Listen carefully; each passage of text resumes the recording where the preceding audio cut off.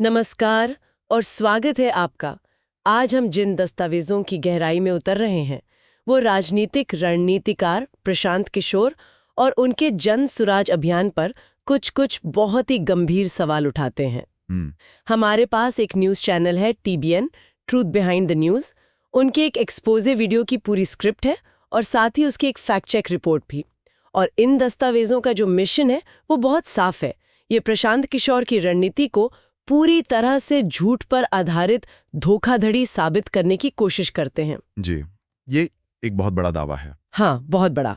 तो आज हम इसी को परत दर परत समझने की कोशिश करेंगे कि ये स्रोत आखिर इस नतीजे पर पहुंचे कैसे। बिल्कुल। और जब हम इन दस्तावेजों को देखते हैं तो ये किसी एक घटना की बात नहीं कर रहे हैं। ये एक पैटर्न दिखाने की कोशिश कर रहे हैं। और ये पैटर्न 3 मुख्य आरोपों के इर्द गिर्द बुना गया है। पहला, एक सरकारी योजना के बारे में जानबूझकर भ्रम फैलाना। अच्छा। दूसरा, उसी भ्रम का फायदा उठाकर लोगों से एक गैर जरूरी निगरानी शुल्क वसूलना। और तीसरा, जो शायद सबसे विस्फोटक है, वो है विश्व बैंक के हजारों करोड़ के फंड को लेकर एक सनसनीखेज दावा करना। स्रोत कहते हैं कि ये तीनों मिलकर एक सोची समझी कार्यप्रणाली को उजागर करते हैं। ठीक है, तो इस पैटर्न को समझने के लिए पहले आरोप से शुरू करते हैं। ये मुख्यमंत्री उद्यमी योजना से जुड़ा है। स्रोतों के मुताबिक प्रशांत किशोर ने अपनी सभाओं में इस योजना को सीधे सीधे मुफ्त की रेवड़ी बताया। इतना ही नहीं, उन्होंने लोगों को ये तक कहा कि ये पैसा लो और खर्च कर दो। हाँ, और यहीं पर स्रोत अपना पहला बड़ा पॉइंट रखते हैं। वे कहते हैं कि इस योजना की असलियत प्रशांत किशोर के दावों से बिल्कुल अलग है। देखिए, इस योजना का पैसा 2 हिस्सों में बटा है। आधा पैसा यानी 50% वो ग्रांट है। ग्रांट मतलब जिसे वापस नहीं करना है? बिल्कुल। उसे आप सरकार के तरफ से एक मुश्त मदद समझ लीजिए। लेकिन बाकी का जो आधा पैसा है वो एक लोन है, एक कर्ज है जिसे चुकाना जरूरी है। अच्छा। उसे किश्तों में सरकार को लौटाना ही है। तो ये कोई खर्च कर दो वाली स्कीम तो बिल्कुल नहीं हुई। ये तो एक बिजनेस शुरू करने के लिए दी जाने वाली मदद है, जिसमें आधी जिम्मेदारी वो उस इंसान की भी है जो ये पैसा ले रहा है। एग्जैक्टली। और ये स्ट्रक्चर बहुत आम है। सरकार चाहती है कि लोग बिजनेस को लेकर गंभीर हों, सिर्फ मुफ्त का पैसा न समझें। सही बात है। इसीलिए जिम्मेदारी का एक हिस्सा लाभार्थी पर भी डाला जाता है। स्रोत का तर्क यहीं से शुरू होता है। उनका कहना है कि प्रशांत किशोर जैसे अनुभवी रणनीतिकार जो सालों से सरकारों के साथ काम कर रहे हैं, उन्हें ये छोटी सी बात पता ना हो, ये मानना नामुमकिन है। लेकिन सोचने वाली बात है, अगर ये एक लोन है तो कोई इसे खर्च कर दो क्यों कहेगा? क्या स्रोत इस पर कोई अंदाजा लगाते हैं कि इसके पीछे की सोच क्या हो सकती थी? क्या ये सिर्फ एक चुनावी जुमला था या इसका कोई गहरा मकसद था? स्रोतों के मुताबिक इसका ये बहुत गहरा और खतरनाक मकसद था। वे इसे अज्ञानता या जुमला नहीं मानते। TBN की रिपोर्ट इसे उद्यम को नष्ट करने और राजनीतिक अशांति पैदा करने के लिए डिजाइन किया गया एक खतरनाक उकसावा कहती है। ये तो बहुत भारी शब्द है। जी, उनका विश्लेषण ये है कि जब आप लोगों को ये कहते हैं कि ये मुफ्त का पैसा है, लेकर खर्च कर दो, तो आप 2 काम कर रहे हैं। एक, आप उस योजना के असल मकसद को ही खत्म कर रहे हैं, मतलब लोगों को उद्यमी बनाने के विचार को। और दूसरा, आप सरकार के खिलाफ एक माहौल बना रहे हैं कि देखो, सरकार बस वोट के लिए पैसे बांट रही है। मतलब ये सिर्फ योजना को गलत समझने का मामला नहीं है। स्रोत के मुताबिक ये जानबूझकर उसे एक हथियार की तरह इस्तेमाल करने का मामला है। जी, स्रोत का आरोप है कि ये लोगों को सशक्त बनाने के बजाय उन्हें गुमराह करने की कोशिश थी, ताकि वे उस पैसे को बिजनेस में लगाने की बजाय खर्च कर दें और फिर जब सरकार वापसी मांगे तो एक टकराव की स्थिति पैदा हो। एक बात हुई, लेकिन दस्तावेज बताते हैं कि कहानी यही नहीं रुकी। इसी गलतफहमी का फायदा उठाकर लोगों से सीधे सीधे पैसे की मांग की गई। हाँ, और यहीं से ये मामला और भी पेचीदा हो जाता है।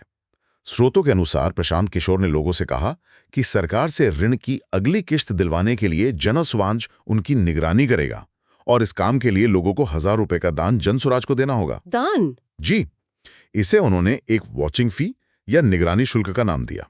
1 मिनट, लेकिन क्या सरकारी योजनाओं में इस तरह की निगरानी के लिए पहले से कोई व्यवस्था नहीं होती?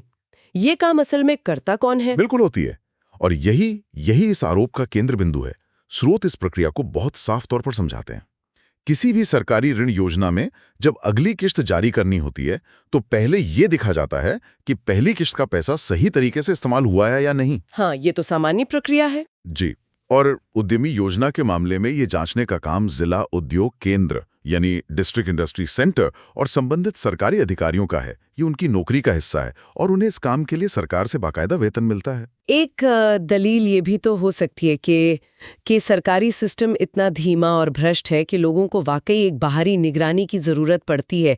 क्या दस्तावेज इस संभावना को पूरी तरह से खारिज करते हैं कि जन सुराज शायद एक असली समस्या का भले ही गलत समाधान दे रहा हो? ये एक बहुत अच्छा सवाल है और दस्तावेज इस पर भी बात करते हैं। उनका तर्क है कि अगर सिस्टम में भ्रष्टाचार है भी तो उसका समाधान एक और समानांतर अनौपचारिक फीस सिस्टम बनाना नहीं है, बल्कि उस भ्रष्टाचार को उजागर करना है। अच्छा, यहाँ जनसुराज भ्रष्टाचार को उजागर नहीं कर रहा, बल्कि वो उसी सिस्टम का हिस्सा बनकर लोगों से पैसे ले रहा है। स्रोत का कहना है कि प्रशांत किशोर लोगों से उस काम के लिए 1000 रुपये मांग रहे हैं जो सरकार पहले से ही अपने अधिकारियों के माध्यम से मुफ्त में करवा रही है। तो टीबीएन के दस्तावेजों का मुख्य तर्क ये है कि ये शुल्क किसी भी तरह से लाभार्थी की कि किसी भी तरह से लाभार्थी की मदद नहीं करता। ये तो उल्टा एक बोझ बन गया। उनका विश्लेषण इससे भी एक कदम आगे है। वे कहते हैं कि ये सिर्फ एक अनावश्यक शुल्क नहीं है, बल्कि यह एक तरीका है जिससे लोगों में यह धारणा बनाई जाए कि सरकारी सिस्टम पूरी तरह से बेकार और भ्रष्ट है और केवल जनसुराज ही उनके हितों का सच्चा रक्षक है। दस्तावेज इसे सीधे तौर पर एक धोखाधड़ी वाली अनावश्यक दान की अपील कहते हैं। ये तो लोगों की मजबूरी का फायदा उठाने जैसा है। बिल्कुल। ओके, तो अब मुझे एक पैटर्न बनता दिख रहा है। पहले एक योजना को लेकर लोगों में भ्रम पैदा करो, उसे मुफ्त की रेवड़ी बताओ, फिर उसी भ्रम और सरकारी सिस्टम के प्रति अविश्वास के आधार पर उनसे पैसे मांगो, ये कहकर के हम तुम्हारी रक्षा करेंगे। क्या स्रोत इन दोनों घटनाओं को इसी तरह एक ही रणनीति के हिस्से के रूप में देखते हैं? बिल्कुल। स्रोत इसी पैटर्न की ओर बार बार इशारा कर रहे हैं। वे कहते हैं कि ये एक क्लासिक रणनीति है। पहले एक समस्या को बढ़ा चढ़ाकर पेश करो या एक नई समस्या पैदा करो, फिर खुद को उसके एकमात्र समाधान के तौर पर प्रस्तुत करो और फिर उस समाधान के लिए लोगों से पैसे मांगो। तो अब तक हमने देखा कि कैसे एक योजना को गलत तरीके से पेश किया गया और फिर एक गैर जरूरी फीस मांगी गई।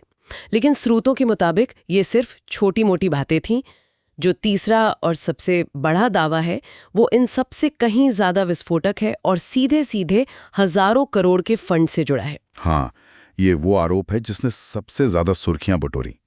जनसुराज ने दावा किया कि बिहार में आचार संहिता लागू होने से ठीक 1 घंटे पहले विश्व बैंक से मिले 14,000 करोड़ के फंड को डाइवर्ट कर दिया गया। 14,000 करोड़? जी, 14,000 करोड़।